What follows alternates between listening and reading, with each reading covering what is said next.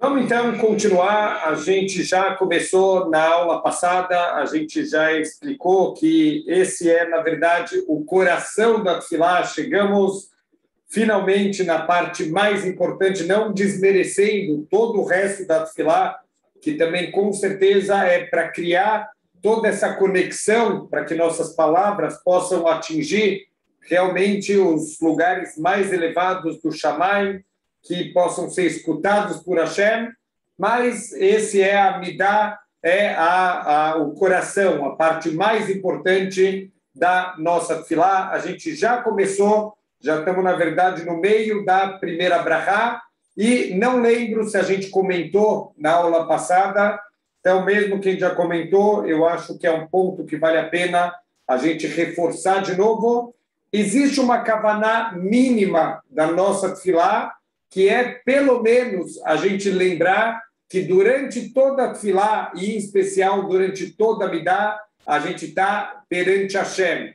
Então, que a gente tenha pelo menos essa noção, essa sensação que eu estou fazendo a minha Tefilá, que eu estou derramando as minhas palavras, o meu coração, e eu estou diante de Hashem. Então, isso é a kavaná mínima, como a gente falou no começo da aula passada, da gente lembrar que as primeiras palavras que a gente começa a me dar já são um lembrete, o Hashem Sfatai Tiftah, o Fi Agitei La Terra, Hashem, que você abra meus lábios e que eu possa falar os teus louvores. E a gente explicou algumas coisas que a gente pode lembrar através disso, da Lifnei Mi Talmed, primeira coisa básica, saiba perante quem você está fazendo a tua tefilá, lembrar da grandeza de Hashem, que se a gente entender a grandeza dele, a gente vai ter até medo de falar com Hashem, e precisa que ele abra a nossa boca,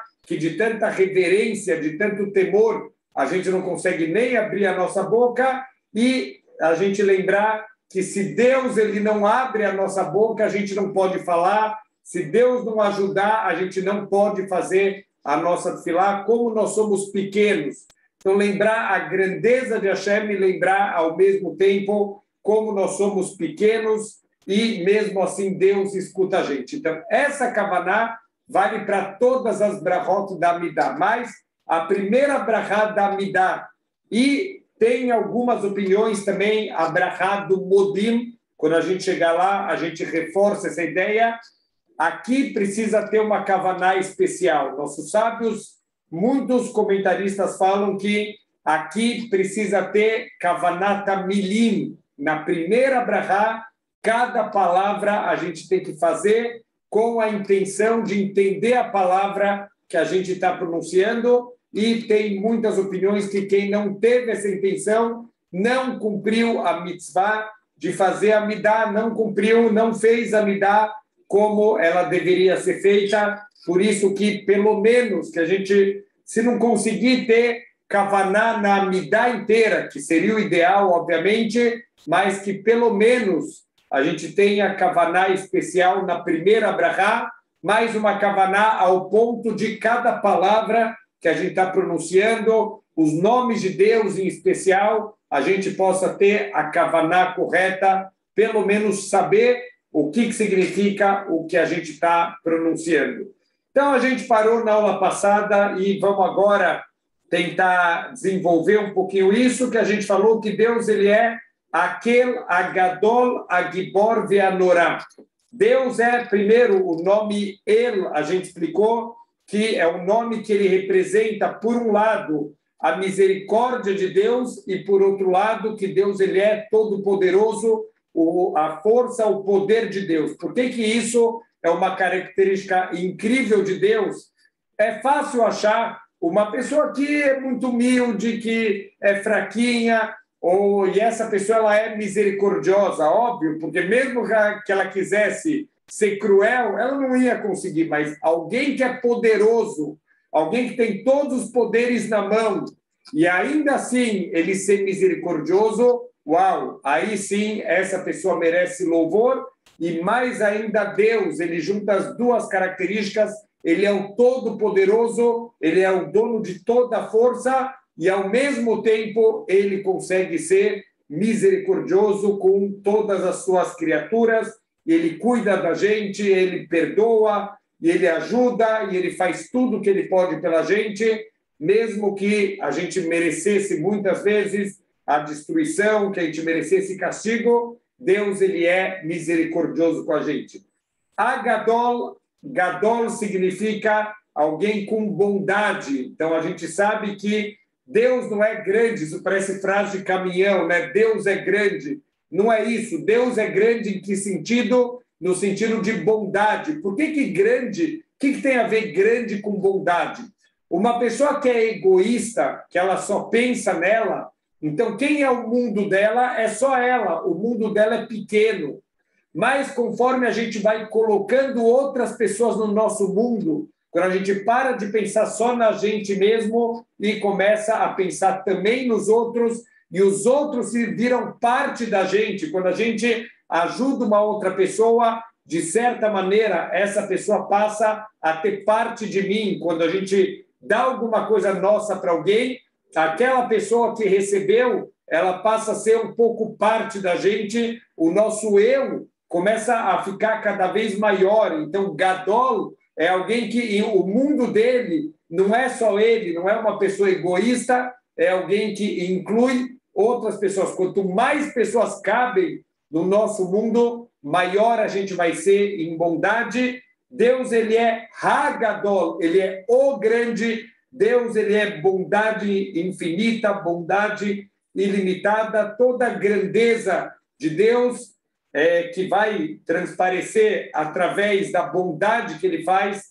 para a humanidade inteira. Então, isso está representado nesse elogio, nesse louvor, que eu estou chamando Hashem de Hagadol, que é, eu não lembro se a gente chegou a comentar na aula passada, mas é a brahá que a gente dá para o nenê no nascimento, a Katanazé Gadolie, esse pequeno. O que quer dizer esse pequeno? Não estamos falando fisicamente, o bebê, quando ele é pequeno, ele só quer pegar, ele só quer receber, ele é egoísta. A Katanazé Gadolie Abrahá, que esse ser egoísta no nascimento, ele vai aprendendo durante a vida inteira se transformar num grande doador. Doador não significa, quando a gente escuta a palavra doador, a gente sempre pensa em dinheiro, e não é verdade. A pessoa pode ser um doador incrível sem dar um centavo para ninguém. A pessoa que realmente vai se preocupar de ajudar, de fazer tudo o que ela pode pelo próximo, ele pode ser um grande doador sem precisar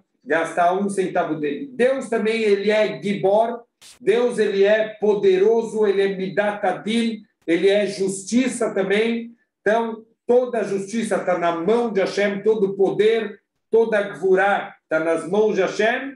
Vehanorá, Norá seria literalmente o Deus temível. O que significa isso? A gente deve ter medo só de Hashem e não das pessoas. Deus é o único de quem a gente deve ter medo de verdade. O medo, num primeiro nível, o medo do castigo, o medo de perder uma recompensa, mas num segundo nível, o nível maior, o medo de reverência, de entender a grandeza que a gente está diante do Criador do Universo.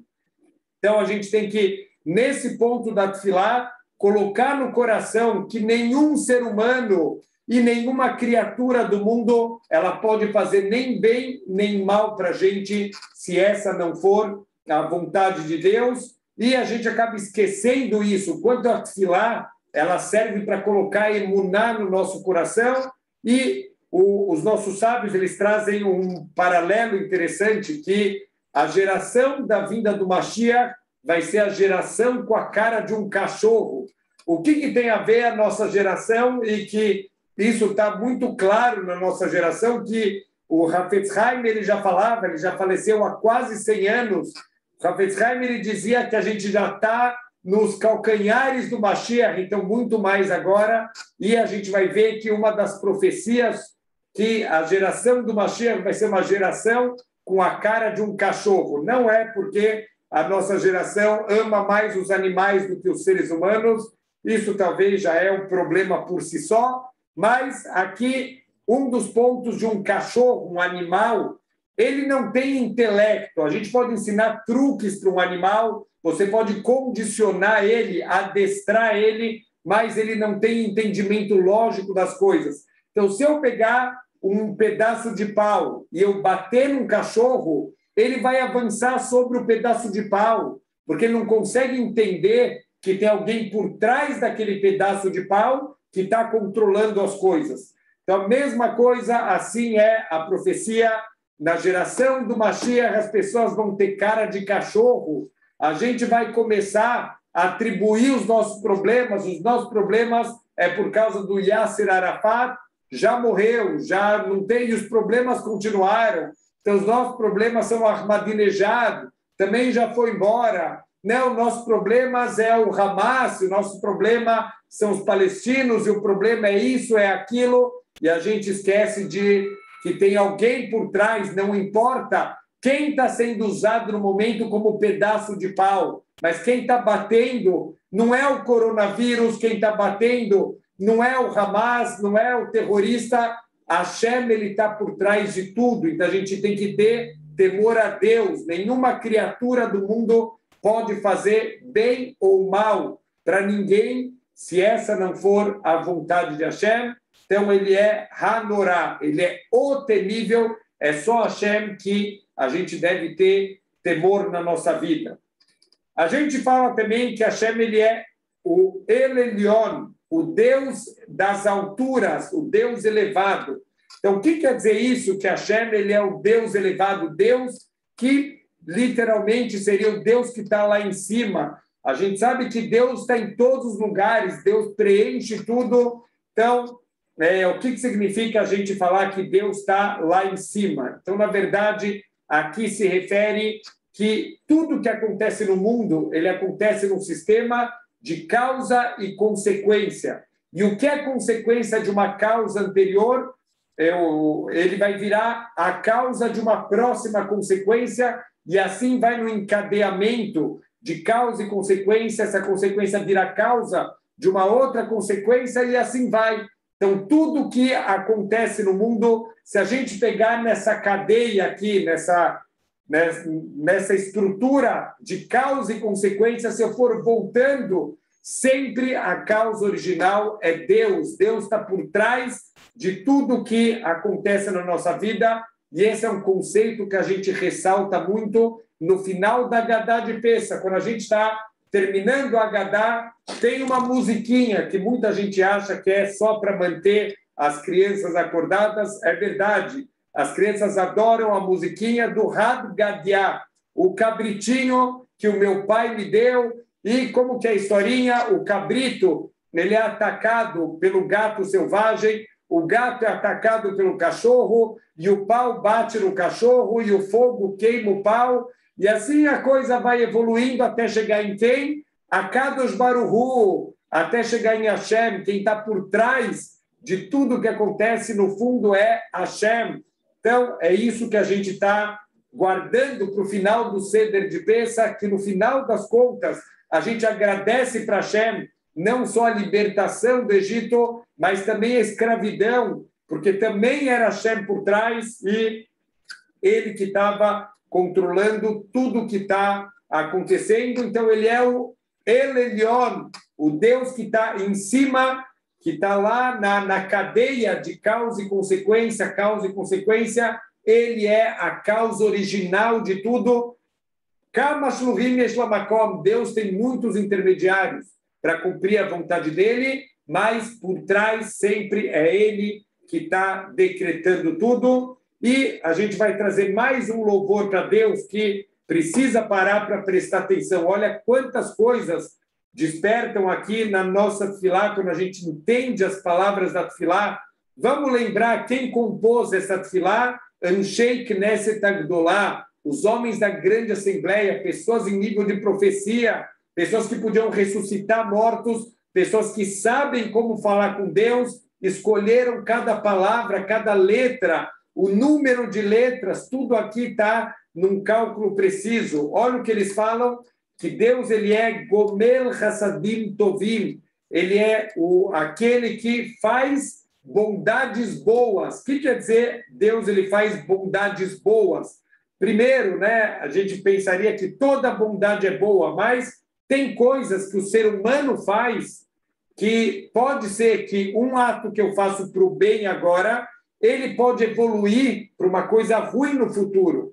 Então, por exemplo, uma criança, ela me pede um pirulito, e eu fico com dó da criança, eu quero alegrar ela, eu dou um pirulito para ela. Uau, olha que resto, que bonito, mas esse pirulito que você deu causou uma cárie, essa cárie vai ter que tratar, quanta dor, quanto sofrimento que aquele pirulito causou. Então, em última instância, aquele pirulito não foi uma bondade boa, mas a gente não sabe o futuro, a gente faz a nossa parte. Vem uma pessoa pedir dinheiro, eu dou dinheiro para ele, e por causa desse dinheiro aconteceu uma coisa ruim lá para frente. Eu fiz a minha parte, eu tinha que ajudar, eu não sei ler o futuro, mas Deus ele sabe de tudo. Então, Deus é o único que ele pode fazer Hassadim Tovim, bondades boas. Ele sabe cada bondade, como isso vai no futuro, vai ter um impacto na nossa vida. E, às vezes, a bondade boa de Hashem, isso vem através de uma coisa que, num primeiro momento, é amargo, como um remédio. O remédio ele é bom, o remédio salva a tua vida, mas ele é amargo. Baruch Hashem, o que é amargo agora é um Hesed bom, é um Hesed verdadeiro. O médico que ele está fazendo uma cirurgia, ele pega um bisturi, ele faz um corte. Uau, olha que Hesed, como o Hesed ele está te cortando, mas ele está te cortando para salvar a tua vida. No futuro você vai agradecer, você vai pagar por esse corte. Então, Deus, ele é o único que ele faz bondades boas e que ele sabe o que é bom de verdade. Nem sempre o que parece bom agora é bom de verdade. Nem sempre o que parece ruim, que parece amargo, é ruim de verdade. Tem muitas bondades que estão escondidas no que Hashem faz. Também a expressão Gomel Hassadim Tovim, olha que incrível, Milut Hassadim, só para quem não conhece, uma curiosidade, quando a gente fala de uma instituição de caridade, a gente usa o termo Gmar. O que é um Gmar? Não é, na verdade, uma palavra, são as iniciais de Gmilut Hassadim, de fazer bondades, forma a palavra Gmar. Então, Gomel é você fazer um ato, você ativamente ir lá e ajudar alguém. Gomel, se a gente parar para refletir, vem da mesma raiz de Gamal. Gamal é o camelo. Então, olha que incrível, Gomel Hesed, fazer bondade. Gamal é o camelo e Lei Gamel. Lei Gamel significa desmamar uma criança. Estamos chegando agora já na história de Abraham Avinu, na nossa paraxá.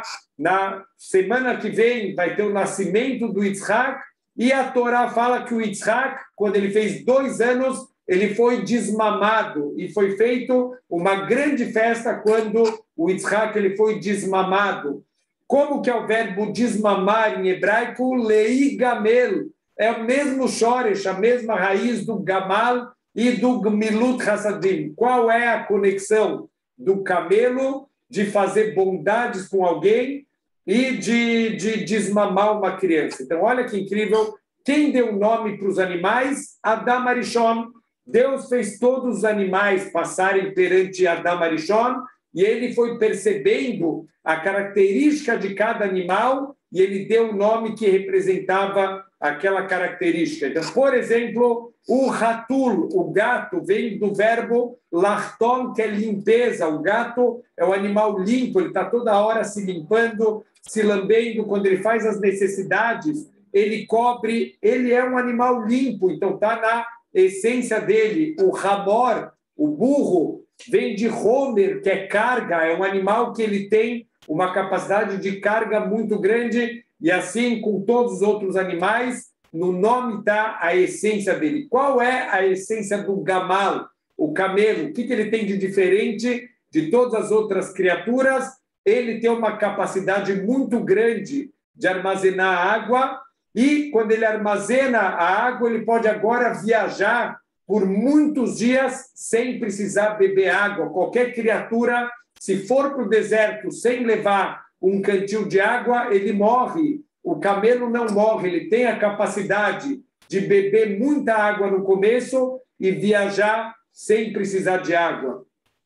Então, isso é a essência da palavra gamal. O que é lei gamel? Desmamar uma criança, você dá leite nos primeiros anos de vida dela para preparar ela para poder depois viver a vida sem precisar de você. Ela pode agora, não precisa mais do leite materno, agora ela pode se virar com outros tipos de comida. Então, desmamar também tem a ver de você dar para aquela criança o leite naquele momento que ela precisa só do leite e depois disso a criança já pode se virar com as outras coisas. Esse é o Gmilut Hassadim verdadeiro. A gente usa o ditado em português, isso vem da Torá, não dá o peixe para o pobre e ensina ele a pescar. Esse é o Hesed verdadeiro, ensina ele a ganhar o sustento dele para ele poder viver o resto da vida sem precisar de você, como o camelo, que ele bebe no começo da viagem para não precisar dos outros durante a viagem. Esse é o Gmilut Hassadim verdadeiro, e é isso que Hashem faz com a gente. Ele dá para a gente aqui no mundo material a possibilidade da gente adquirir a nossa vida eterna. Ele podia ter criado a gente lá no mundo vindouro, mas a gente não ia ter méritos por isso, ia vir junto com uma vergonha, como o mendigo que tem que vir pedir uma coisa que ele não merece, ele estende a mão, mas isso vem junto com uma vergonha para ele. Então, o correto para tirar a vergonha, dar a oportunidade dele ganhar o sustento dele, é essa bondade verdadeira, Gomel Hassadim Tovim. Deus faz uma bondade incrível. A gente está aqui nesse mundo material para ganhar o nosso mundo vindouro através do meu esforço, porque isso vai vir sem vergonha nenhuma, sem nenhum tipo de sentimento negativo, que eu estou recebendo algo que eu não mereço. Então, isso é o louvor que a gente está dando para o Criador do mundo. Vê Kone Akol, e Deus, ele Kone. O que é Kone? Literalmente, Kone é Deus, ele compra tudo, mas nossos sábios falam que esse termo Kone vem de Ken, que é ninho. Deus, ele preparou, ele Kone Akol, ele criou o mundo material como um ninho para que nós, as suas criaturas, a gente possa se desenvolver, a gente possa, com segurança, com tranquilidade, fazer o nosso trabalho e chegar no nosso potencial. Kone também significa recriar. Quando está escrito que Deus ele adquire tudo, Kone seria comprar alguma coisa, adquirir alguma coisa, do verbo liknot. Então, Kone Akol, Deus ele adquire tudo. Os nossos sábios explicam que significa Deus recria tudo a cada instante, todo o Maseh Bereshit, todos os atos da criação do mundo, Deus ele recria a cada instante. O que significa isso? E agora a gente vai entender o quanto a gente tem obrigação de louvar e agradecer a Hashem cada segundo de vida. Olha que incrível, o que quer dizer que Deus está recriando o mundo a cada instante? A gente contrata, eu quero fazer uma mesa na minha casa. Eu vou contratar um marceneiro, ele vem uma vez na vida, ele faz a mesa que eu pedi para ele fazer e ele vai embora. Imagina se cada mesa que eu comprar vai ter que vir de novo o marceneiro todo dia na minha casa para refazer a mesa. Ninguém ia aguentar. Se todo dia tudo que a gente criasse tem que criar de novo, ninguém ia aguentar. Então, por que a gente não precisa recriar a cada instante tudo que acontece? Porque, na verdade, a gente não cria nada. Tudo que a gente faz aqui nesse mundo, a gente simplesmente está mudando a forma de alguma coisa. Você não está criando, você está transformando o que já existe. O que é uma mesa? Na verdade, é uma madeira, que já existe aquela madeira e eu simplesmente estou dando uma nova forma para a madeira. Eu estou transformando aquela madeira bruta num móvel trabalhado. Mas eu não criei o móvel, eu transformei aquela madeira que já existe numa outra forma. Deus, ao contrário, quando ele criou o mundo a partir do nada. Não existia o mundo quando Deus criou. Então, essa criação não é como a transformação do marceneiro. Deus, ele precisa recriar o mundo a cada segundo. Então, olha que incrível, a gente vive a vida sem pensar nisso, que Deus tem que estar colocando energia para o mundo existir, ele tem que estar recriando o mundo a cada segundo. Com o que se compara? Hoje em dia, a gente já tem o cinema digital, mas na minha época de moleque ainda, como que funcionava o cinema? Era uma fita, e nessa fita tem várias fotografias, e o filme ele passa tão rápido que dá para a gente a ilusão do movimento. Não tem movimento na tela. Quando você estava vendo a tela, você não está vendo um movimento verdadeiro, você está enganando o teu cérebro. As imagens passam tão rápidas que dá uma ilusão de ótica de movimento. São figuras estáticas que estão sendo passadas numa velocidade muito rápida. Isso é a nossa vida.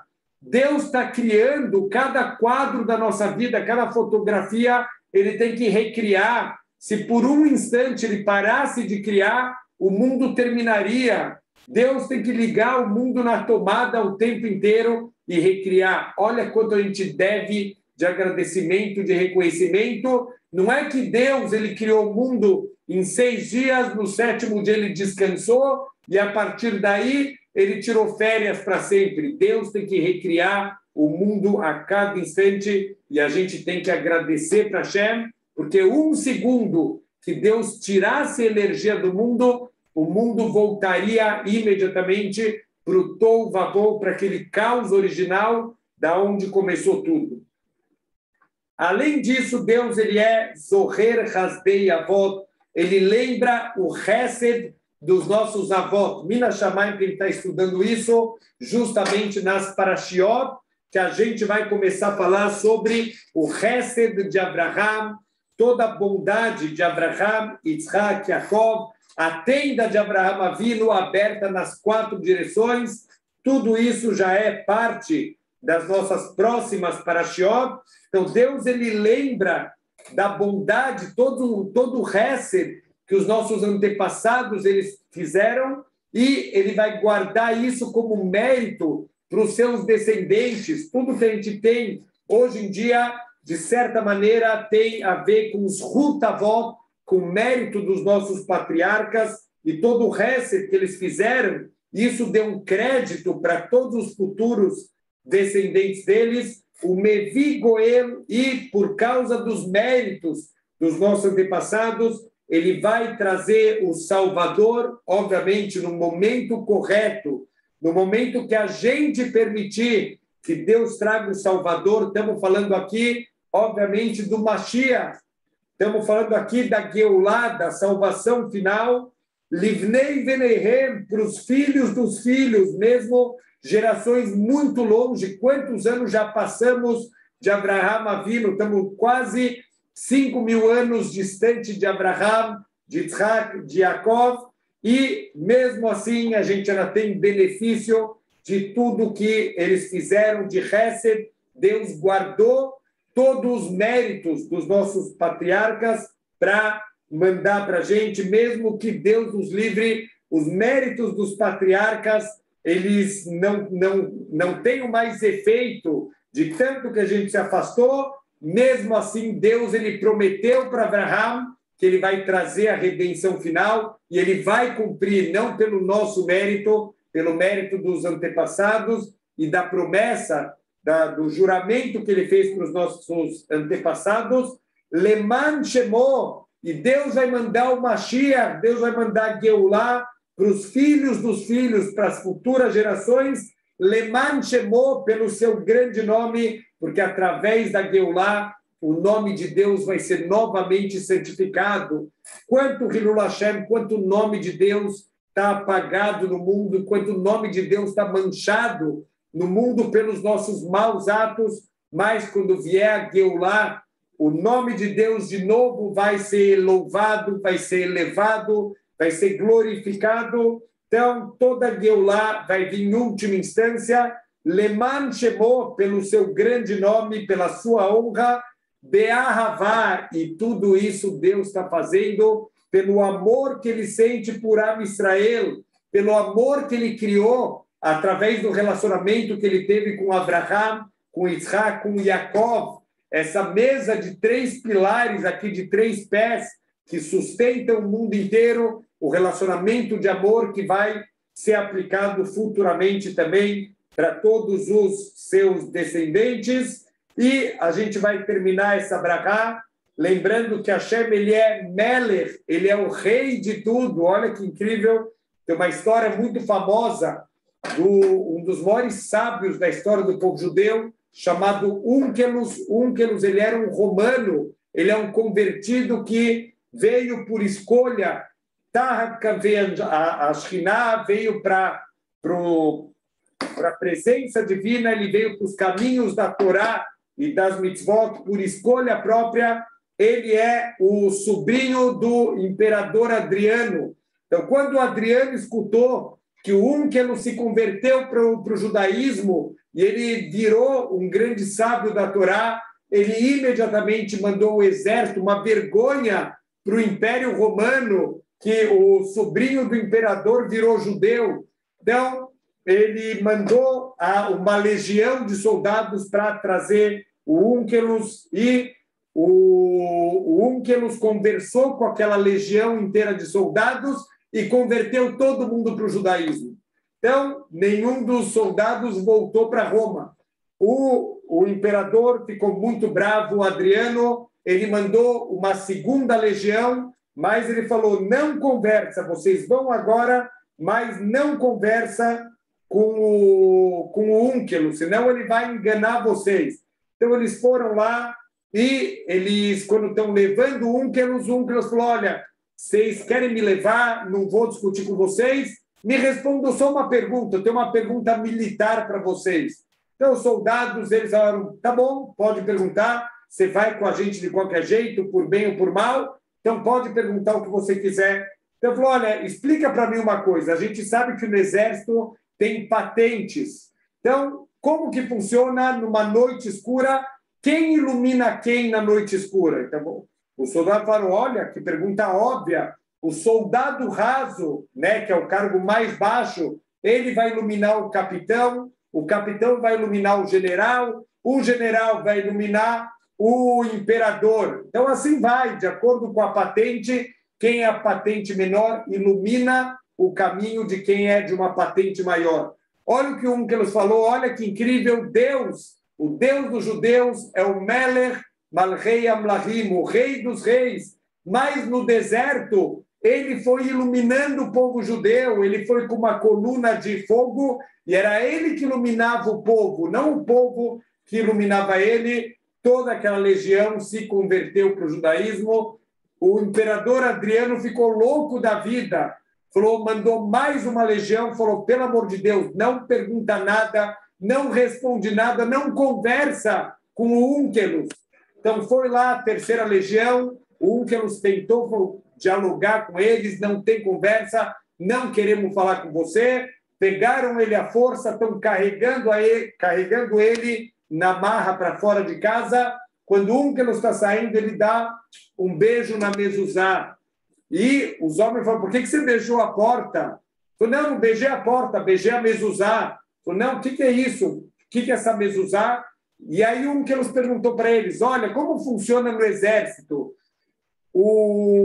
Quando um rei, eu quero manter esse rei protegido, como que vocês fazem?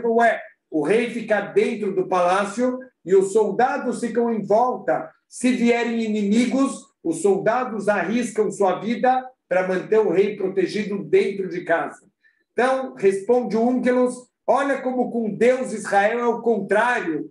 A gente fica dentro de casa e a gente coloca na nossa porta um lembrete, tem o nome de Hashem escrito lá, o Shin Dalet Yud, nome Shaddai, que é Shomer Delatot Israel, o guardião das portas de Israel, e ele fica do lado de fora, ele fica guardando a gente, nós que somos os escravos dele, nós ficamos na tranquilidade da casa e Deus protege a gente do lado de fora, ao contrário do que o rei de carne e osso. A terceira legião, todo mundo também se converteu para o judaísmo e o Adriano entendeu que não tem mais o que fazer e ele para de mandar soldados para tentar trazer de volta o sobrinho dele. Então, Hashem, ele é o Meler, mas apesar dele ser o Meler, ele é o rei, que a gente deveria o tempo inteiro fazer coisas pelo rei, mas é o contrário, é o rei que faz coisas pela gente o tempo inteiro, ele oser,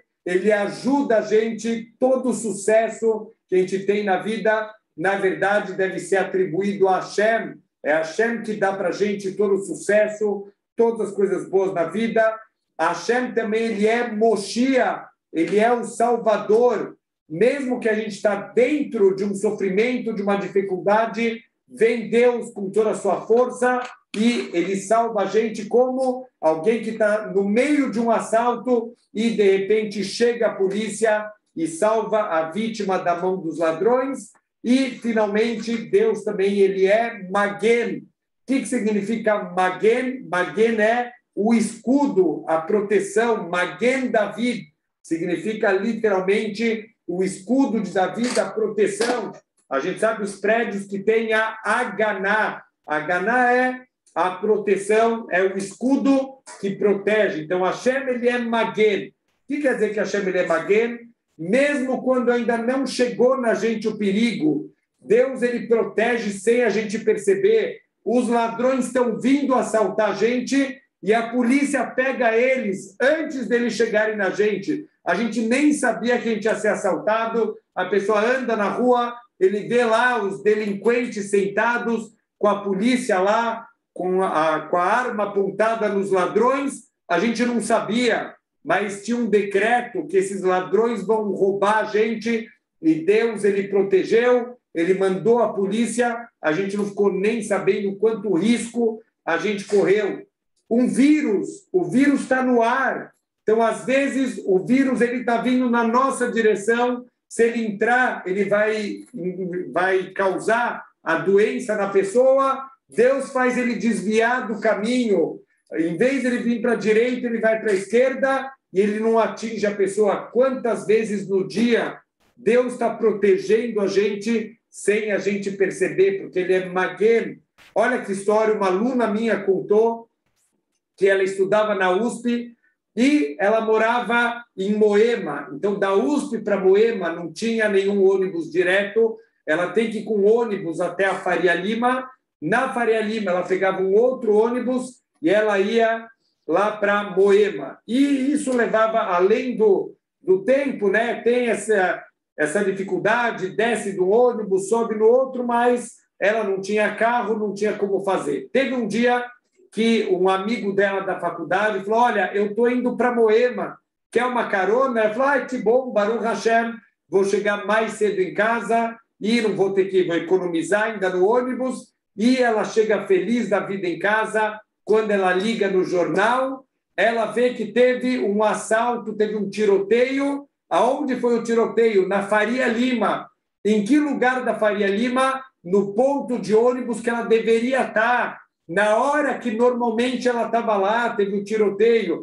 Naquele dia, Mina Shamayim, Deus mandou alguém para oferecer carona para ela. Ela não precisou ir de ônibus, ela não estava lá. Então, Deus, ele é o Magen. Magen, ele protege mesmo sem a gente perceber. Às vezes acontece que a proteção de Hashem, ele vem através de alguma coisa que parece ruim, como a gente falou, a Emuná, que tem em Hashem, tem um filme chamado A Isca. Qual que é a ideia do filme? Só uma cena só que vale a pena a gente refletir sobre esse filme.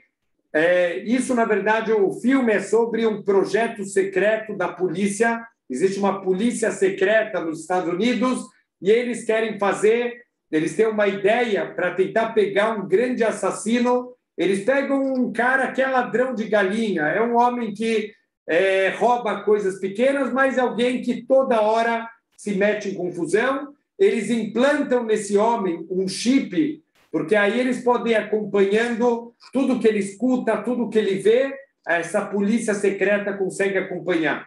Mas a polícia comum não sabe sobre esse projeto secreto. Então, a polícia secreta tem que salvar ele também da polícia comum, porque toda hora ele está entrando em confusão. Esse homem, ele vai e ele furta um carro, e quando ele está indo ele está voltando para a casa dele, feliz da vida que ele furtou um carro bom.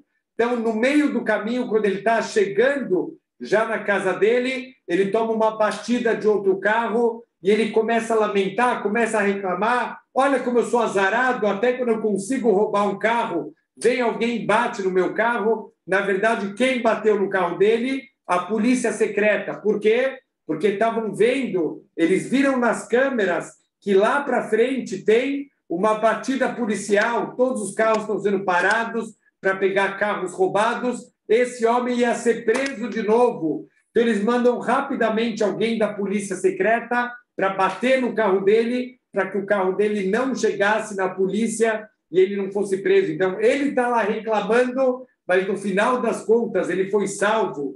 Deus, ele é Magen, a gente não tem ideia quantas vezes na vida Deus salvou a gente. Às vezes foi de uma maneira amarga, mas ele salvou de uma coisa muito pior. Então, tudo, o tempo inteiro, tem que estar agradecido, porque Hashem, ele é Magen.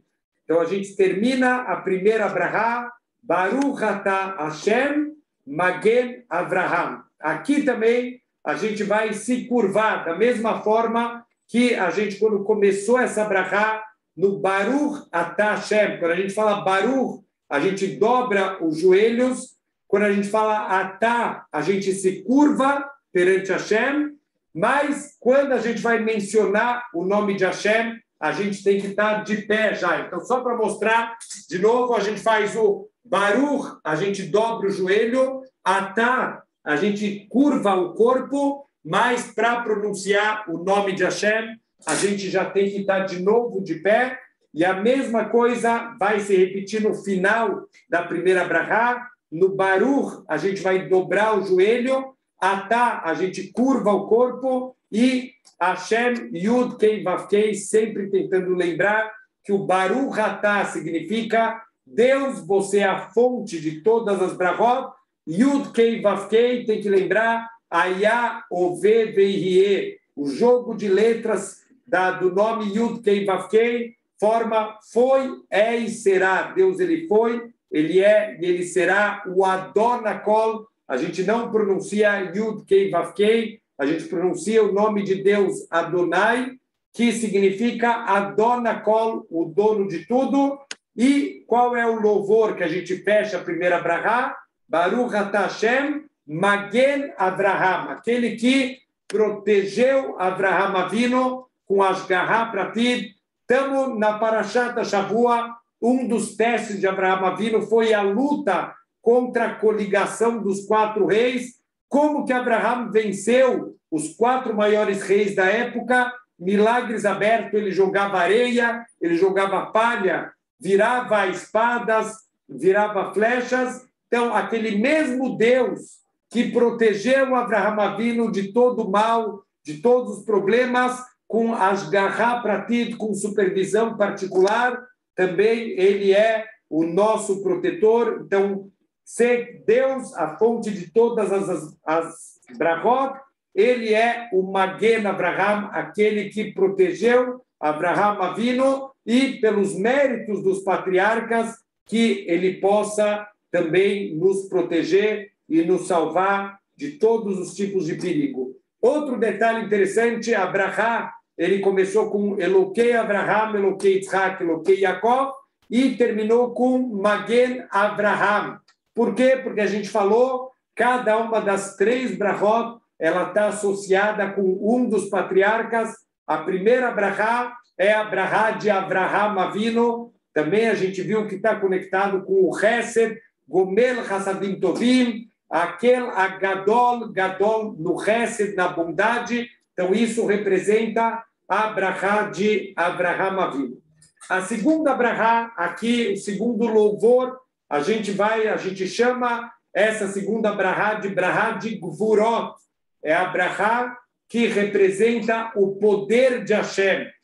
Lembrando, a gente falou isso na aula passada, vale a pena pegar, antes de cada brahá, escrever no Sidur o significado, qual é a intenção principal. Bezrat Hashem, se alguém quiser, eu tenho poucas cópias que sobraram, a gente fez um livro aqui sobre a Amidah.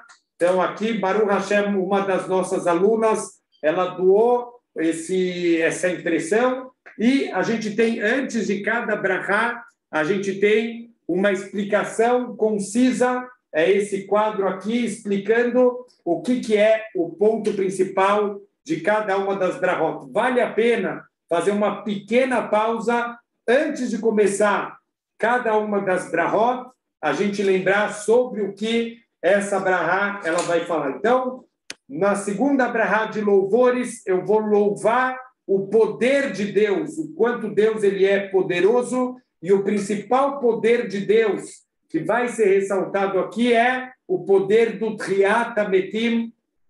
Deus, ele dá a vida, ele tira a vida, e ele pode trazer futuramente todos os seres humanos que tiverem mérito para o Triat HaMetim, para a ressurreição dos mortos. Isso é a maior demonstração do poder de Deus, que ninguém tem um poder que chega nem perto do poder verdadeiro de Deus. Olha que incrível, a gente também vai mencionar nessa brachá, já vou fazer um spoiler aqui, a gente vai mencionar também a força da chuva. A chuva também, ele tem um pouco do lado de Triat HaMetim, de ressurreição dos mortos, que tem a ver com a plantação. A chuva, ela traz vida, né? Tudo que, entre aspas, está morto dentro da terra, através das chuvas, isso vai voltar para a vida. Isso também é o poder de Deus. Olha que incrível. Eu lembro na minha época de moleque, já tinha as previsões, o que vai acontecer no futuro, vai ter o carro voador, vai ter o telefone com vídeo. Algumas coisas eles acertaram, algumas coisas eles erraram feio. Então, eu lembro que uma das previsões do futuro é o ser humano vai controlar o clima, vai controlar as chuvas, quando vai fazer sol. Então, você pode fazer o piquenique na data marcada. Hoje, certeza que não vai chover, porque o ser humano não vai fazer chover nesse dia. Nesse dia vai ter chuva, nesse dia vai ter não sei o quê. O ser humano tinha a pretensão de, em 20, 30 anos, a gente controlar o tempo, controlar o clima. Mal e mal, a gente consegue prever o que vai acontecer daqui a poucas horas. A gente pega esses aplicativos de celular, hoje não terá chuva, meia hora depois cai aquele toró. Então, eles nem isso acertam. Olha como o ser humano é pequeno. A chave das chuvas, Deus ele avisou que ele nunca vai entregar para ninguém. Isso é parte das ferramentas que Deus tem para fazer o ser humano refletir e fazer tchuvá dos seus erros. Isso ele não vai entregar para ninguém. Também é uma demonstração da gvurá, da bravura de Deus, do poder que Hashem ele tem. Então, a gente começa essa segunda brachá, e uma coisa importante, a gente pode cumprir, inclusive, várias mitzvot paralelas no momento da nossa tefilá.